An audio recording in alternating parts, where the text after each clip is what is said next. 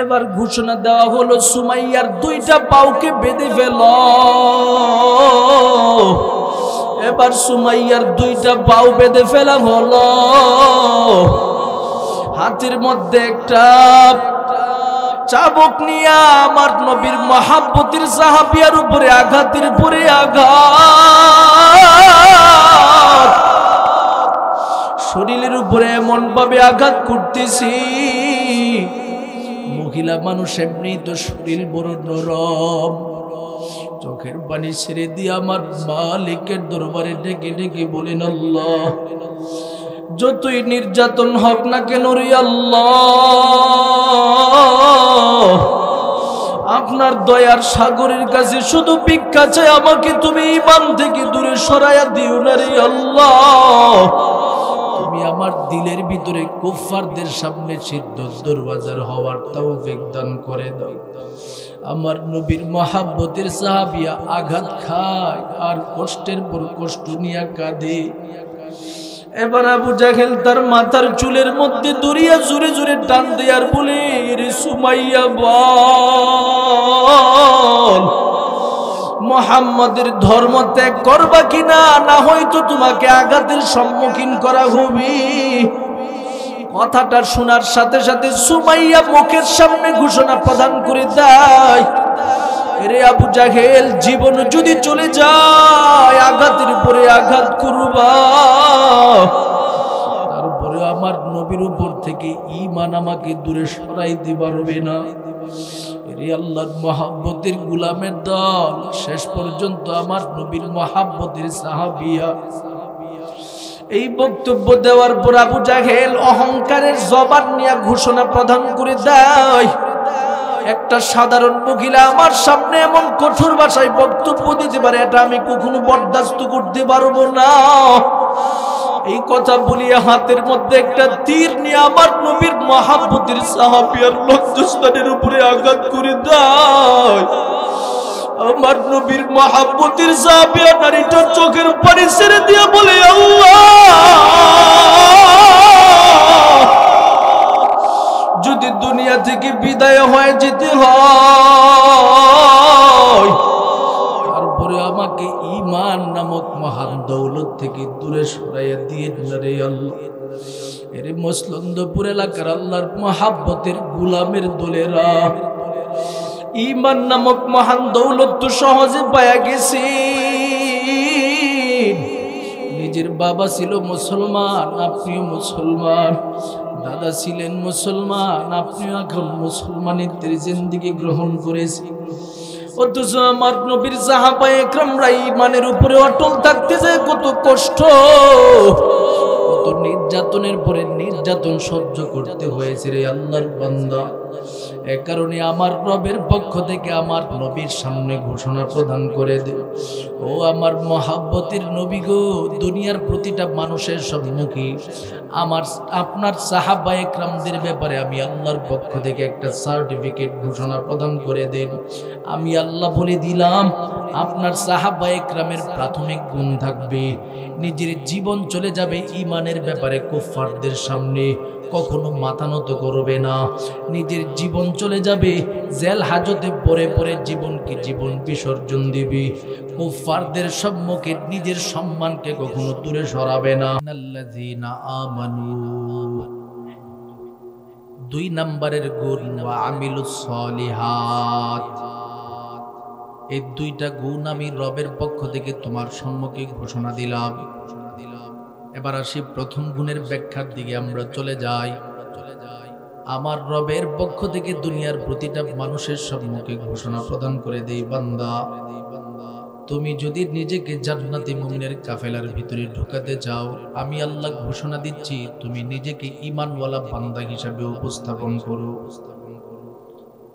বুঝার বিষয় হলো মুমিন, আমাদের মধ্যে যে ঈমানওয়ালা বান্দা হওয়ার জন্য আল্লাহ পাক ঘোষণা প্রদান করেছেন, সেই ঈমানটা কতটুকু রয়েছে। ঈমানের গুণে আমরা নিজেদেরকে গুণান্বিত করাতে পারলাম কিনা, কিসের ভিত্তিতে আমরা বুঝবো আমরা পরিপূর্ণভাবে আমার রবের দরবারে ঈমানওয়ালা হয়ে গেলাম। এটা বোঝার জন্য আল্লাহ পাক অপর আরেক আয়াতের মধ্যে আমাদের ব্যাপারে ঘোষণা প্রদান করে দেই, বান্দা তুমি যে ঈমানওয়ালা হয়েছ সেটা যদি তুমি বুঝতে চাও, তোমার ঈমানটাকে মাপ দাও। কিভাবে মাপ দিবা? আমিনু কামা আমানান নাস। আমার নবীর মহাব্বতের সাহাবায়ে কেরামরা তারা কিভাবে ঈমান আনছে, সেই ঈমানের সাথে তোমাদের ঈমানটাকে মাপ দাও। সাহাবায়ে কেরামের জীবন কেমন ছিল, তাদের ঈমানটার সাথে তোমার ঈমানটাকে তুমি সাজাও। ও মসলন্দপুর এলাকার আল্লাহর মহাব্বতের গোলামের দলেরা, আমার রবের পক্ষ থেকে আমাদের সম্মুখে সাহাবীদেরকে ঈমানের ব্যাপারে মাপ সম্পূর্ণ করার জন্য ঘোষণা দিয়েছেন। অর্থাৎ সাহাবায়ে কেরামের ঈমানটা যেমন, তোমাদের ঈমানটাকে তেমন বানাও। এবার বুঝার বিষয় হলো সাহাবায়ে কেরামের ঈমানটা কেমন। আল্লাহ পাক সাহাবায়ে কেরামের ঈমানকে সুন্দর দেখছে বলে তার পক্ষ থেকে সমস্ত উম্মতের সম্মুখে সাহাবীদেরকে আলাদাভাবে ঈমানের ব্যাপারে সার্টিফিকেট দিয়ে দিয়েছেন। কেমন সার্টিফিকেট প্রদান করেছে রে আল্লাহর বান্দা? আল্লাহ নিজে অপর আরেক আয়াতের মধ্যে সাহাবায়ে কেরামের সার্টিফিকেটের বিষয়টা উপস্থাপন করে দেয়। আল্লাহ নিজে বলেন, মুহাম্মাদুর রাসূলুল্লাহ ওয়াল্লাযীনা মাআহু আশিদ্দাউ আলাল কুফার রুহামাউ বাইনাহুম তারাহুম রুকআন সুজ্জাদাই ইয়াবতাগুনা ফাদলাম মিনাল্লাহি ওয়া রিদওয়ানা সীমাহুম ফি বুজুহিহিম মিন আসারিস সুজুদ। আমার রবের পক্ষ থেকে দুনিয়ার প্রতিটা মানুষের সম্মুখে ঘোষণা প্রদান করে দেই, বান্দা আমার সাহাবায়ে কেরামের জীবন কেমন ছিল। তাদের মধ্যে এক নম্বরের গুণ ছিল আশিদ্দাউ আলাল কুফার, কুফারদের ব্যাপারে তারা বড় সিদ্ধত দুরওয়াজার। দুই নাম্বার তাদের মধ্যে আর একটা গুণ ছিল রুহামা ও বাইনাহুম, নিজেদের মধ্যে একে অপরের মধ্যে ভালো সম্পর্ক।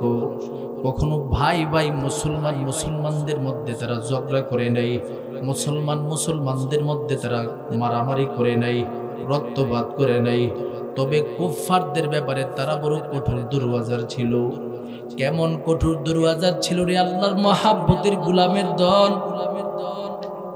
সাহাবায়ে কেরামরা যখন ঈমানের গুণে গুণান্বিত হয়ে যায়, সাহাবীদের উপরে এমন ভাবে কুফফারদের পক্ষ থেকে আঘাতের পরে আঘাত চলে আসতেছি, যার ফলে তারা ডানে গেলেও দেখা যায় কষ্ট, বামে গেলেও কষ্ট, সামনে গেলেও কষ্ট, পিছনে গেলেও কষ্ট। যাবে কোথায়? যদি তুমি ডানে স্বাচ্ছন্দ্যময় জীবন যাপন করতে যাও, যদি তুমি বামে স্বাচ্ছন্দ্যময় জীবন যাপন করতে চাও, পিছনে করতে চাও, সামনে করতে চাও, ঈমানটাকে ছেড়ে দাও। আর যদি ঈমান রাখো, তোমার চতুর্দিকে আযাব আর আযাব আসবে, কষ্টের পর কষ্ট আসবে, একের পর এক নির্যাতনের পরে নির্যাতন তুমি সহ্য করতে হবে। তারপরে আমার নবীর মহাব্বতের সাহাবায়ে কেরামরা কুফফারদের সামনে নিজের মাথাটাকে বিন্দু পরিমাণে নত করে না। সুবহানাল্লাহ। কখনো কুফফারদের সামনে মাথা নত করে নাই, আপোষ করে নাই। আপোষহীনতার জীবন তাদের মধ্যে ছিলেন, যার কারণে আমার আল্লাহ ঘোষণা দিয়েছেন রাদিয়াল্লাহু আনহুম ওয়া রাদু আন, আমি রব তাদের উপরে সন্তুষ্ট হয়ে গেছি, তারাও আমি রবের উপরে সন্তুষ্ট হয়ে গেছে। আল্লাহু আকবার। কেমন কুফফারদের ব্যাপারে তারা সিদ্ধত দরওয়াজার ছিল রে মুমিন। আমার নবীর মহাব্বতের একজন সাহাবিয়া নারীর নাম সুমাইয়া রাদিয়াল্লাহু তাআলা আনহা। ইসলাম ধর্ম যখন সূচনায় গ্রহণ করে ফেলল, ডানে বামে শত্রুতা শুরু হয়ে যায়। দারুন নদুয়া নামক একটা শয়তানদের সংসদ ভবন ছিল, যেখানে যত শয়তানি আছে সবকিছু সেই আবু জাহিল, উতবা, শাইবা, আবু লাহাব, তারা সবাই মিলে বসে বসে করত। দারুন নদুয়া থেকে সিদ্ধান্ত হয়ে যায় সুমাইয়ার ব্যাপারে এই মুহূর্তে আমরা সবাই কঠোর হতে হবে। কিভাবে কঠোর হওয়া যায়? সবাই মিলে এই মুহূর্তে নিশ্চিত ঘোষণা প্রদান করে দেয় সুমাইয়াকে ফিনিশিং যুক্ত একটা বক্তব্য দিয়ে দাও।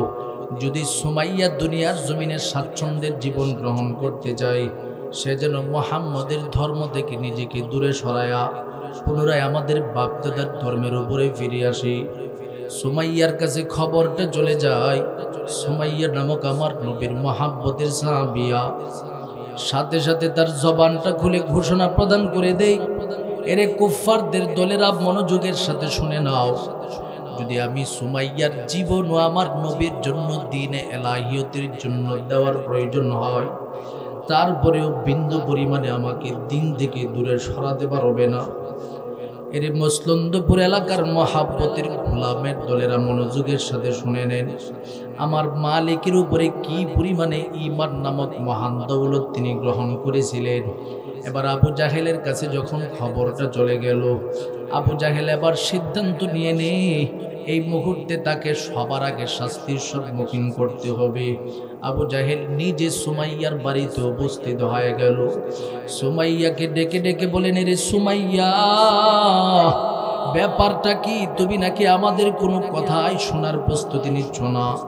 এখনো সময় আছে, মুহাম্মদের ধর্ম ত্যাগ করে ফেলো, না হয়তো আঘাতের পরে আঘাত তুমি সহ্য করতে হবে। সুমাইয়া এবার ঘোষণা প্রদান করে দেয়, দুনিয়া থেকে বিদায় হয়ে যাব, তারপরেও রহমতে আলম নবীর উপরে ঈমান আনছি, সেই ঈমান থেকে আমাকে দূরে সরাতে পারবে না। এর আল্লাহর মুহাব্বতের গোলামের দলেরা এবার আমার নবীর মুহাব্বতের সাহাবিয়া নারীর উপরে আঘাতের পরে আঘাত কুফার মুশরিকিনদের পক্ষ থেকে শুরু হয়ে গেল। আবু জাহেল ঘোষণা দেয়, সুমাইয়ার দুইটা হাতকে বেঁধে ফেল। এবার সুমাইয়ার দুইটা হাতকে বেঁধে ফেলা হলো। এবার ঘোষণা দেওয়া হলো, সুমাইয়ার দুইটা পাওকে বেঁধে ফেল। এবার সুমাইয়ার দুইটা পাও বেঁধে ফেলা হলো। হাতের মধ্যে একটা চাবুক নিয়া আমার নবীর মুহাব্বতের সাহাবিয়ার উপরে আঘাতের পরে আঘাত, শরীরের উপরে এমন ভাবে আঘাত করতেছি, মহিলা মানুষ এমনি তো শরীর বড় নরম, চোখের পানি ছেড়ে দিয়ে আমার মালিকের দরবারে ডেকে ডেকে বলেন, আল্লাহ, যতই নির্যাতন হোক না কেন রে আল্লাহ, আপনার দয়ার সাগরের কাছে শুধু ভিক্ষা চাই, আমাকে তুমি ঈমান থেকে দূরে সরাইয়া দিও না রে আল্লাহ। তুমি আমার দিলের ভিতরে কুফফারদের সামনে সিদ্ধ দরওয়াজার হওয়ার তৌফিক দান করে দাও। আমার নবীর মুহাব্বতের সাহাবিয়া আঘাত খায় আর কষ্টের পর কষ্ট নিয়ে কাঁদে। এবার আবু জাহেল তার মাথার চুলের মধ্যে দড়িয়া জোরে জোরে টান দেয় আর বলে, রে সুমাইয়া, বল মুহাম্মদের ধর্ম ত্যাগ করবা কিনা, না হয়তো তোমাকে আঘাতের সম্মুখীন করা হবে। কথাটা শোনার সাথে সাথে সুমাইয়া মুখের সামনে ঘোষণা প্রদান করে দেয়, রে আবু জাহেল, জীবন যদি চলে যায় আঘাতের পরে আঘাত করবা, তারপরে আমার নবীর উপর থেকে ঈমান আমাকে দূরে সরাইতে পারবে না। রে আল্লাহর মুহাব্বতের গোলামের দল, শেষ পর্যন্ত আমার নবীর মুহাব্বতের সাহাবিয়া। এই বক্তব্য দেওয়ার পর আবু জাহেল অহংকারের জবান নিয়ে ঘোষণা প্রদান করে দেয়, একটা সাধারণ মহিলা আমার সামনে এমন কঠোর ভাষায় বক্তব্য দিতে পারে, এটা আমি কখনো বরদাস্ত করতে পারবো না। এই কথা বলিয়া হাতের মধ্যে একটা তীর নিয়ে আমার নবীর মুহাব্বতের সাহাবিয়ার লজ্জাস্থানের উপরে আঘাত করে দেয়। আমার নবীর মুহাব্বতের সাহাবিয়া নারীটা চোখের পানি ছেড়ে দিয়ে বলে, আল্লাহ, যদি দুনিয়া থেকে বিদায় হয়ে যেতে হয়, তারপরে আমাকে ঈমান নামক মহান দৌলত থেকে দূরে সরাইয়া দিয়ে রে আল্লাহ। এর মসলন্দপুর এলাকার আল্লাহর মুহাব্বতের গোলামের দলেরা ঈমান নামক মহান দৌলত তো সহজে পায়া গেছে। নিজের বাবা ছিল মুসলমান, আপনিও মুসলমান, দাদা ছিলেন মুসলমান, আপনিও এখন মুসলমানিত্বের জিন্দেগি গ্রহণ করেছেন। অথচ আমার নবীর সাহাবায়ে কেরামরা ঈমানের উপরে অটল থাকতে যায় কত কষ্ট, কত নির্যাতনের পরে নির্যাতন সহ্য করতে হয়েছে রে আল্লাহর বান্দা।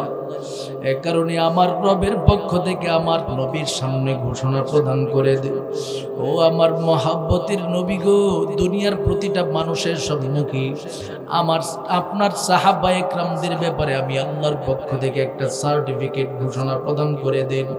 আমি আল্লাহ বলে দিলাম, আপনার সাহাবায়ে কেরামের প্রাথমিক গুণ থাকবে, নিজের জীবন চলে যাবে ঈমানের ব্যাপারে কুফফারদের সামনে কখনো মাথা নত করবে না।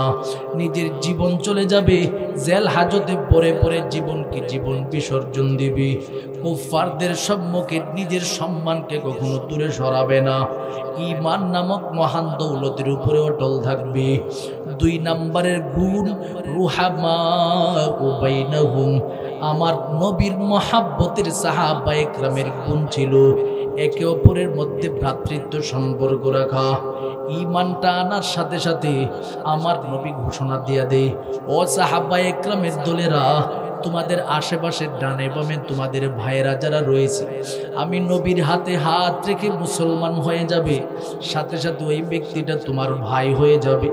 আর তোমার এই মহাব্বতের ভাইয়ের ব্যাপারে যত প্রকারের সংগ্রাম রয়েছে সমস্ত সংগ্রাম করবা, যত প্রকারের ভালোবাসা আছে সমস্ত ভালোবাসা উপস্থাপন করবা।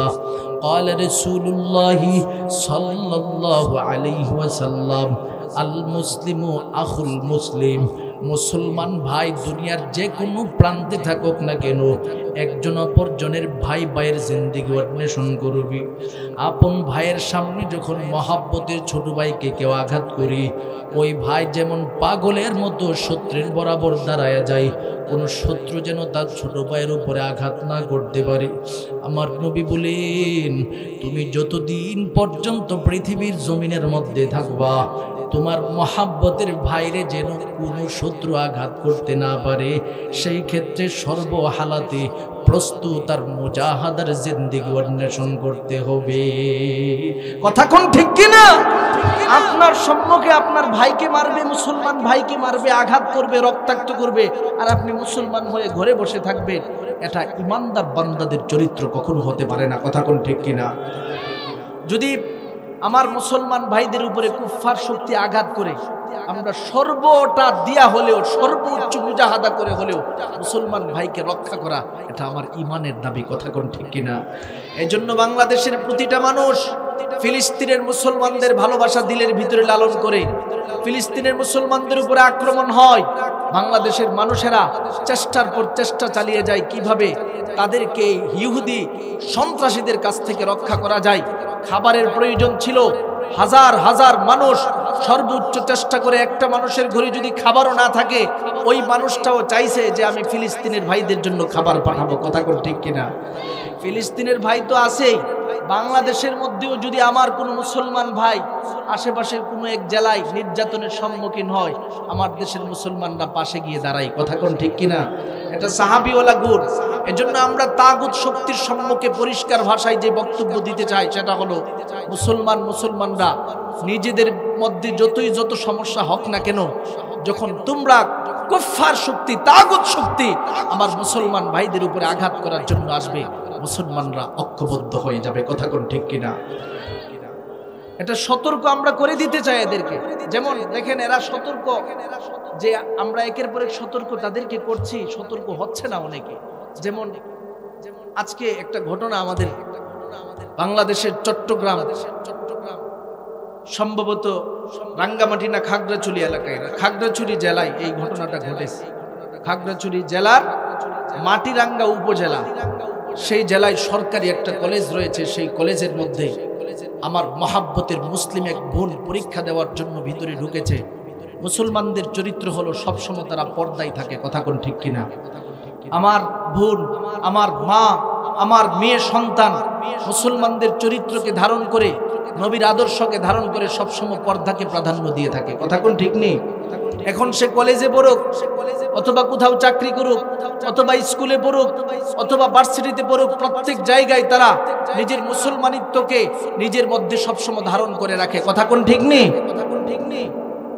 কলেজের মধ্যে তিনি পরীক্ষা দিতে গেল, এবার এক শিক্ষক আইসা তার নেকাব ধরে টানতেছে, নেকাব খোলার জন্য। মেয়েটা বলল যে স্যার, আমি মুসলমানের সন্তান, আমি কখনো নেকাব খুলতে পারবো না। আমি মুসলমানিত্বের ঘরে জন্মগ্রহণ করেছি, নবীর আদর্শ মোতাবেক আমি পর্দা গ্রহণ করেছি। আমার উপরে আঘাত করার কোনো সিস্টেম আপনার মধ্যে নাই, আপনি আঘাত করতে পারেন না, এটা আমার স্বাধীনতা, আমি বুরকা পরে আসব। শেষ পর্যন্ত এই প্রতিবাদ কেন করেছে? এই মাটিরাঙ্গা উপজেলার কলেজ থেকে আমার এই মহাব্বতের বোনটিকে বরখাস্ত করেছে একজন প্রিন্সিপাল। আমরা আজকের এই সম্মেলন থেকে মিডিয়ার মাধ্যমে পরিষ্কার ভাষায় ঘোষণা প্রদান করছি, এটা 90 থেকে 92% মুসলমানদের দেশ। কথা কোন ঠিক কিনা? এটা শাহজালাল রহমতুল্লাহ আলাইহির জমিন। কথা কোন ঠিক নেই? শাহপরান রহমতুল্লাহ আলাইহির জমিন। এই জমিন আলেম সমাজদের প্রচারণের মাধ্যমে গঠিত হয়েছে। এই জমিনের মধ্যে যেখানে আপনি যাবেন সেখানে মসজিদ পাবেন, একটা পাম্পের ভিতরে যাবেন গ্যাস নেওয়ার জন্য, সেখানে গিয়ে মুসলমানদের জন্য নামাজের জায়গা আছে। কথা কোন ঠিক কিনা? তেল আনার জন্য গাড়িতে পাম্পে ঢুকবেন, গিয়ে দেখবেন মসজিদ রয়েছে। তার মানে বোঝা গেল এদেশের প্রতিটা মানুষ মুসলমানিত্ব দিলের ভিতরে লালন করে। কথা কোন ঠিক কিনা? এই মুসলমানিত্ব লালন পালন করনেওয়ালা এই দেশের সমস্ত মুসলমান ভাইদের একজন মহাব্বতের বোন কলেজের মধ্যে যাবে, পরীক্ষা দিবে, সে মুসলমানিত্বের চরিত্র গ্রহণ করে পর্দাশীল হওয়ার কারণে এই নারীটিকে লাঞ্ছিত করে, অপদস্থ করে কলেজ থেকে যেই শিক্ষক, যেই প্রিন্সিপাল বের করেছে, আমরা পরিষ্কার ভাষায় ঘোষণা প্রদান করছি, যেই কলমের মাধ্যমে মেয়েটিকে বরখাস্ত করা হয়েছে, এই কলমের মাধ্যমে এই প্রিন্সিপালকে সেই কলেজ থেকে বরখাস্ত করা হোক। কথা কোন ঠিক কিনা? এটা আমরা মুসলমানিত্বের পক্ষ থেকে ঘোষণা। অলরেডি বাংলাদেশের হক্কানি সমস্ত উলামা ইকরামরা জাগ্রত হয়েছেন, তার ব্যাপারে প্রতিবাদ করেছেন।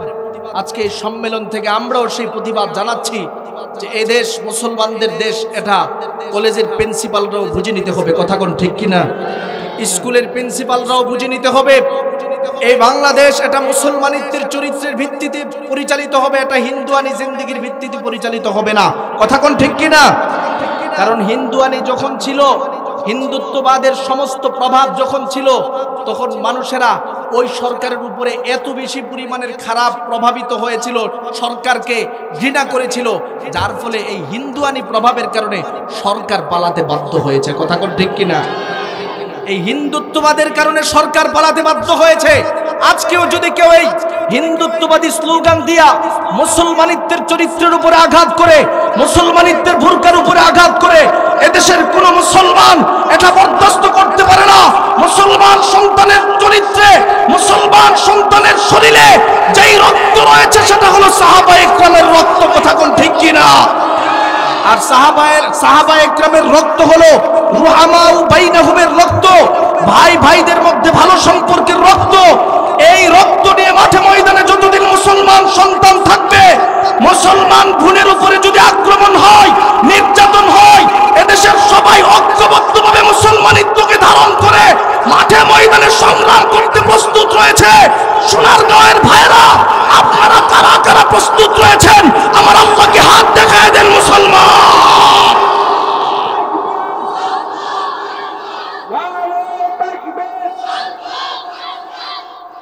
মুসলমান ভাই, শেষ বক্তব্য আপনাদের সম্মুখে এটাই দিয়ে যাচ্ছি, যেই আমার মহাব্বতের বোনের সাথে যে আচরণ হয়েছে, এটা আমরা বরদাস্ত করতে পারি নাই। কথা কোন ঠিক কিনা? আপনারা বরদাস্ত করেছেন। আমাদের আলেম সমাজ যে যেখানে কথা বলার সুযোগ পাচ্ছে সেখানেই এই বিষয়ে প্রতিবাদ করছে। আজকে আমার কথা বলার সুযোগ হয়েছে, তাই আমিও প্রতিবাদ করেছি। কথা কোন ঠিক কিনা? আমরা সাহাবায়ে কেরামের ঈমান ভিতরে ধারণ করে থাকি, যার কারণে রুহামা ও বাইনাহুমের বক্তব্য দেই। 3 নম্বরে সাহাবায়ে কেরামের ঈমানের স্লোগান ছিল, সেটা হলো তারাহুম রুকআন সুজদান ইয়াবতাগুনা ফাদলাম মিনাল্লাহি ওয়া রিদওয়ানা। সাহাবায়ে কেরামের গুণ ছিল, যখন ওই মানুষ তাদের দিকে তাকাইতো, তারা সেজদা, রুকু এবং মালিকের সন্তুষ্টির জন্য তাহাজ্জুদের নামাজে বসে থাকতেন। সুবহানাল্লাহ বলেন। সাহাবা ইকরামের এটা শ্রেষ্ঠ গুণ ছিল, যার কারণে সাহাবা ইকরামরা তাহাজ্জুদ পড়তে পড়তে পড়তে পড়তে নিজেদের পাপ পর্যন্ত ভুলায় ফেলতো। এই জন্য আল্লাহর কাছে তাদের এই যোগ্যতাটা অনেক পছন্দ হয়েছে। তাই আমার রব ঘোষণা প্রদান করেছেন, নবী গো, আপনার মহাব্বতের সাহাবা ইকরামরা, তাদের গুণগুলো দেখলে আমি আল্লাহ বড় খুশি হই। তাদের গুণ হলো তারাহুম রুকআন সুজদান ইয়াবতাগুনা ফাযলাম মিনাল্লাহি ওয়া রিদওয়ানা। আমি মালিকের সন্তুষ্টির জন্য তারা প্রতিটা মুহূর্তে মুহূর্তে সেজদায় অবনত হয়ে থাকে। সুবহানাল্লাহ। 4 নাম্বার তাদের আরেকটা ঈমানের চরিত্র ছিল, সেটা হলো সীমাহুম ফি বুজুহিহিম মিন আসারিস সুজুদ। তাদের কপালের মধ্যে আল্লাহ পাক সেজদার আসর দিয়ে দিয়েছে। এত বেশি পরিমাণে নামাজ পড়েছেন, তাদের কপালে সেজদার প্রভাব রয়েছে। এ কারণে হাদিসের কিতাবের মধ্যে তাদের এই সেজদার প্রভাবের বিষয়ে ব্যাখ্যায় এসেছে। আমার নবী মুহাম্মদ রাসূলুল্লাহ সাল্লাল্লাহু আলাইহি ওয়াসাল্লামের সাহাবা ইকরামরা যখন হাসরের ময়দানে আমার রবের দরবারে দাঁড়িয়ে যাবে, আমার রব সমস্ত মানুষের কাছে পরিচয় করায় দিবে, ওই যে দেখো যাদের কপালে তোমরা সুন্দর সুন্দর সেজদার চিহ্ন দেখতে পাচ্ছ, নূরের আলো ঝলমল করতেছে, তারা হলো আমার মহাব্বতের নবীর সাহাবীরা। সুবহানাল্লাহ। তাহলে সাহাবা ইকরামের এই 4টা গুণ যাদের মধ্যে থাকবে, তাদের ঈমান অলরেডি পরিপক্ক হয়ে যাবে। সুবহানাল্লাহ বলেন। এই কারণে আল্লাহ ঘোষণা দেয়, বান্দারে, আমি রব তোমার সামনে পৌঁছায় দিচ্ছি, তুমি যদি জান্নাতি মুমিনের কাফেলার অন্তর্ভুক্ত হতে চাও, আমি রব তোমাকে ঘোষণা দিচ্ছি, ইন্নাল্লাযীনা আমানু, ঈমানওয়ালার জীবন অন্বেষণ করো, মুমিন হয়ে যাও। মুমিন যে নিজেই হাদিস শরীফে বর্ণনা করে দিয়েছেন। সুবহানাল্লাহ। قال رسول الله صلى الله عليه وسلم التجافي عن دار الغرور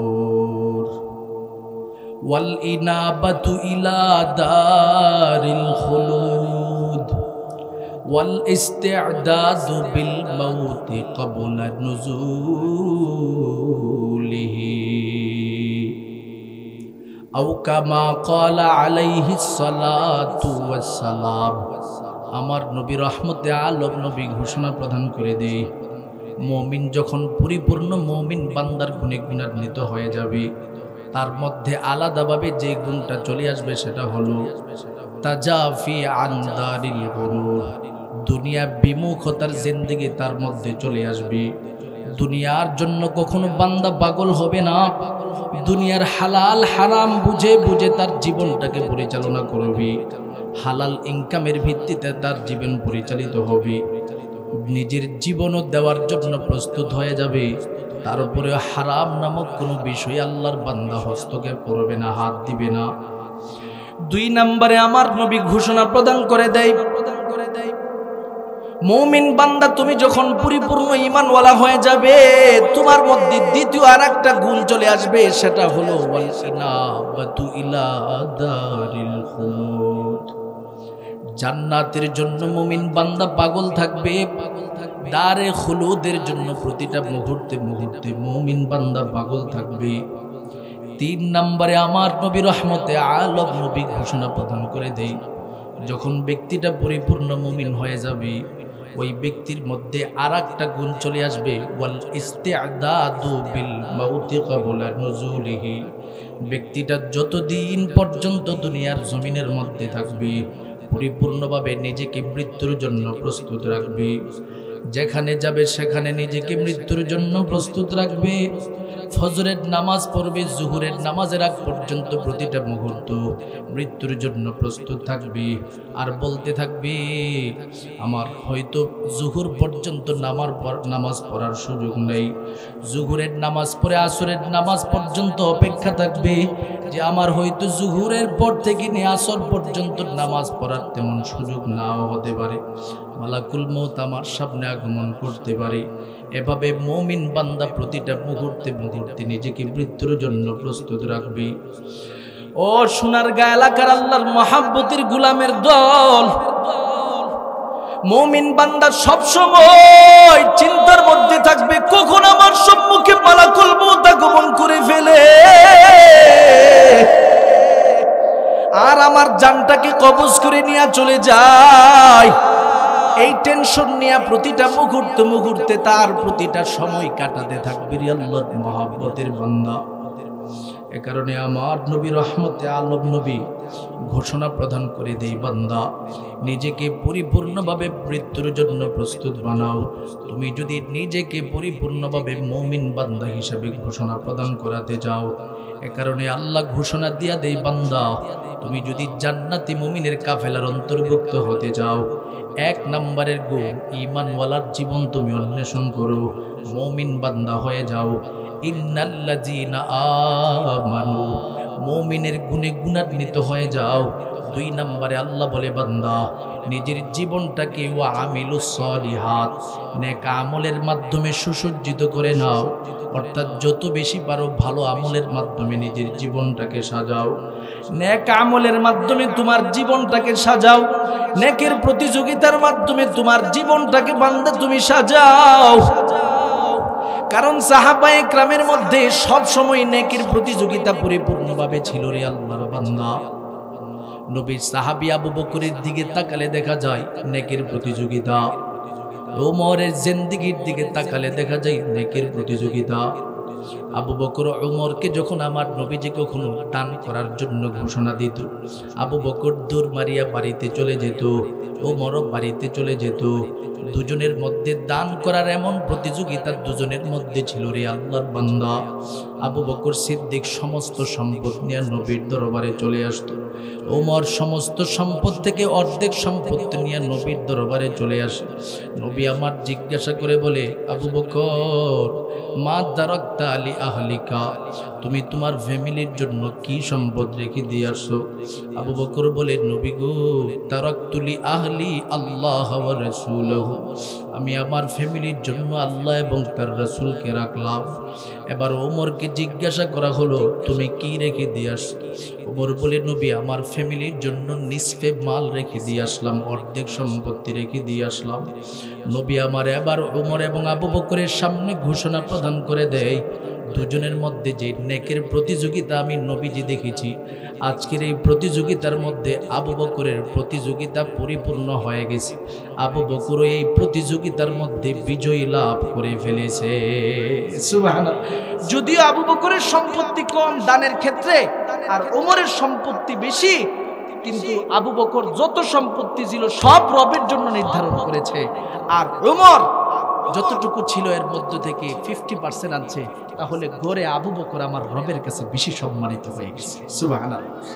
এই ছিল নেকের প্রতিযোগিতা। এই কারণে আল্লাহ বলেন, ইন্নাল্লাযীনা আমানু, মুমিন বান্দা তুমি যদি জান্নাতকে তোমার সর্বশ্রেষ্ঠ জায়গা হিসাবে নির্ধারণ করতে চাও, আখিরি জায়গা হিসাবে নির্ধারণ করতে চাও, জীবনটাকে ঈমানের মাধ্যমে সাজাও। 2 নাম্বার ওয়া আমিলুস সলিহাত, জীবনটাকে নেক আমলের মাধ্যমে সাজাও। ঈমান এবং নেক আমলের প্রতিযোগিতা নিয়ে যদি নিজের জীবনটাকে সাজাতে পারো, আমি রব ঘোষণা প্রদান করে দিলাম, কানাত লাহুম জান্নাতুল ফিরদাউসি নুজুলা, বান্দারে তোমার জন্য আমি রবের জান্নাতটা মেহমানগার হিসাবে প্রস্তুত করে দিলাম। সুবহানাল্লাহ।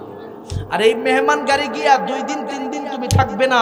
আল্লাহ বলেন, খালিদিনা ফিহা লা ইয়াবগুনা আনহা হিওয়ালা, এই জান্নাতে তুমি চিরস্থায়ী বসবাস করবে, জীবনে কখনো সেখান থেকে বের হওয়া লাগবে না। সুবহানাল্লাহ।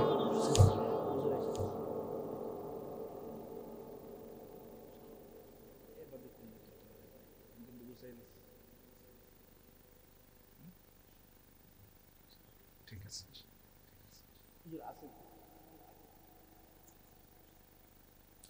আচ্ছা আমরা একটা তাকবীর দেই, লিল্লাহি তাকবীর।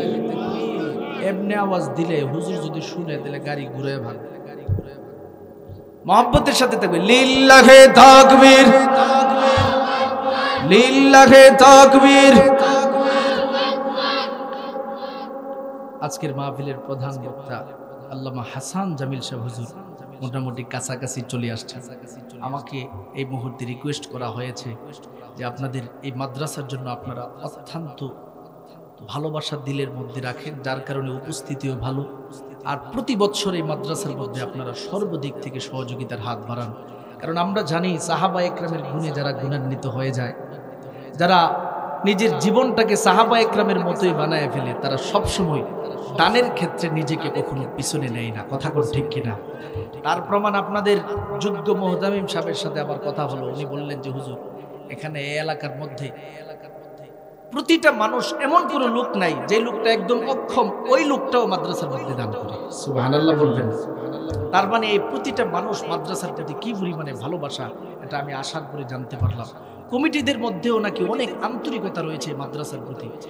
যেই এলাকার মধ্যে কমিটিরা মাদ্রাসার প্রতি আন্তরিক থাকে, জনগণ আন্তরিক থাকে, এই মাদ্রাসাকে ঠেকানোর মতো ক্ষমতা পৃথিবীর কারো নাই। কথা কোন ঠিক কিনা? আল্লাহ পাকে মাদ্রাসারে কবুল করুক, সকলে বলুন আমিন।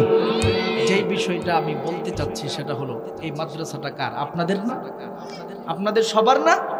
আপনাদের সবার। আপনারা সবাই মিলে এই মাদ্রাসাটাকে সুপ্রতিষ্ঠিত করছেন। নবী বলেন, আল মসজিদু বাইতুল্লাহ ওয়াল মাদ্রাসাতু বাইতি। মসজিদ হলো আল্লাহর ঘর, মাদ্রাসা হলো আমি নবীর ঘর। সুবহানাল্লাহ বলেন না? মাদ্রাসা হলো আমি নবীর ঘর। সুতরাং নবীর ঘরে যদি কেউ দান করে, আমার নবী ঘোষণা দেয় যে জমিনের মধ্যে আমি নবীজি নাই, আমি নবীর কাছ থেকে তোমরা হাজার হাজার মাইল দূরে রে বান্দা, তবে আমি নবীজি দুনিয়াতে এমন কিছু জায়গার কথা বলে দিয়ে যাচ্ছি যেখানে আমি নবীর কথা হয়, কোরআনের কথা হয়, কোরআনের আলোচনা হয়, ইসলামের কথা হয়, ইসলাম বোঝানো হয়, কোরআন বোঝানো হয়, হাদিস বোঝানো হয়। এই মারকাত সমূহকে যদি তোমরা দিলের মধ্যে ধারণ করে রাখতে পারো, আমি নবীর কাছে তোমরা চলে আসতে পারবো। সুবহানাল্লাহ। কারণ সুন্নত যারা গ্রহণ করে নবীর হাদিস, সে আমি নবীর সাথে ভালোবাসার মুআমালা করলো। যে নবীর সাথে ভালোবাসার মুআমালা করলো, কানা মাই ফিল জান্নাহ, আমার নবীর সাথে সে জান্নাতের ভিতরে থাকবে। সুবহানাল্লাহ। তাহলে এই মহাব্বতের নবীরে ভালোবাসা আমি এখান থেকে কয়েকজন আল্লাহর বান্দা চাইতেছি, যে বান্দাটা দিলটা খুলে এই মাদ্রাসার মধ্যে দান করবে।